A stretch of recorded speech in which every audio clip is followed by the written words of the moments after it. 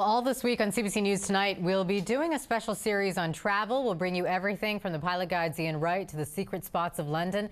Tonight, I want to introduce you to a young travel writer who has just returned from a trip around the world. Julia Dimon visited 29 countries in 365 days. Did it feel like the Amazing Race for you, or did you get a chance to take it in? It was as exciting as the Amazing Race, but I had plenty of time to see all the places. You know, I think it's really important when you're traveling to actually spend some time in the destinations.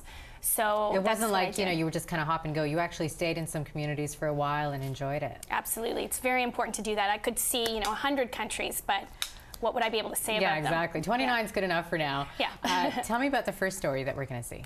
The first story we're going to see is about the hip-hop scene in Tanzania. While I was traveling, I was writing, but I was also taking my camera around, and this is one of the stories that I captured. And I met some awesome guys, hip-hop artists, who are trying to make a difference in their community. Okay, let's take a look, Julia. If you're a tourist in Tanzania, you'll probably pass through Arusha, the country's second largest city. There it is. Most are so anxious to see Mount Kilimanjaro and the Serengeti, they don't stick around for very long. I did. What I discovered was a growing underground music scene. Hip-hop is my BBC, hip-hop is my CNN, hip-hop is my everything, hip-hop is my school, hip-hop is my knowledge. That's hip-hop. Hip-hop is my religion. I can say that. One. Around here, hip-hop to them is not just a music. All people around here, by the way they live, you know, there's no one pretending. That is the first element to show here the hip-hop. You can see bling around here ever. We now focus on that thing: traditional culture, globalization, problems of Africa, problems of Tanzania, Arusha, what can youth do, and things like that. We want people to listen to the lyrics and not listen to the beat that DJ make. In the capital city of Dar es Salaam, another kind of music is taking over Tanzania. It's called bongo flava. The hip-hop artists I interviewed in Arusha take issue with this type of music. They say that it's promoting bling and bitches, just like the American hip-hop does. They can say this is hip-hop, but it's bongo flavor. You know, and bongo flavor, it's not hip-hop. This is Jisun and Nelson. They're members of another group called X-Plastas. You find some MCs, some artists in Dar es Salaam wearing these numbers, clothes, big chains, and pretending like, yeah, P. Diddy, and we have all of these things, but their families back home suffering. It's not just that bongo flavor ignores social issues in Tanzania. Jisun says it's also part of a corrupt industry. All medias are corrupted. Here you have to pay to get airplay.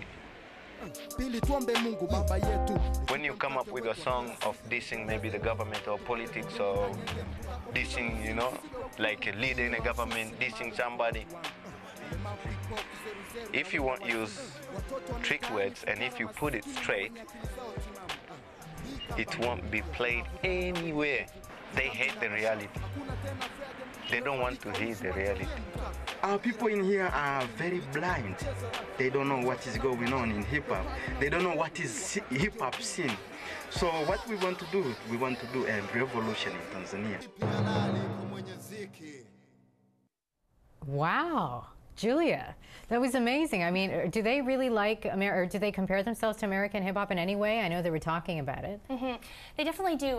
The influence of American hip-hop is still pretty strong. A lot of people are wearing 50-cent T-shirts, really? And there's Tupac graffiti all over the walls. But these members, Watengwa and X-Plastas, are really trying to make a difference in their communities, not only through their music, but just by the way that they're living in the hip-hop way. And actually, after I left Tanzania, I got an email from Jisun telling me that his brother, Nelson, had passed away. He'd been murdered. Really? One of the guys in the group? Yeah, one of the guys. You must see like all these kind of real life stories when you're out there. Was there something special about one place for you at all? I mean, I saw so many places, but you know, my experience in Rwanda, for example, was pretty heavy. I was learning about the genocide there in 1994. Millions of people, you know, they died there. So experiences like that were very educational, but you know, very difficult sometimes. And you were mentioning Jordan before too, and how cool that place was. Yeah, Jordan was definitely one of my favorites. It's definitely a location that a lot of people don't think of when they're thinking of places to go, but it has a lot to offer. It's got the Dead Sea, it's got the Red Sea, amazing ruins, Roman ruins, and the desert. Great nightlife in Amman, so that would be that'd be a good That'd be a place to good go. thing. Yeah, very cool. So what else is coming up? What other stories do you have for us? We've got a video on the squat scene in Amsterdam, and I actually met a man named Pete O'Neill, and he's a former member of the Black Panther Party, and he's living in exile in Tanzania. Wow. So we've got those two stories coming up. Okay, thanks so much. Thanks. All right.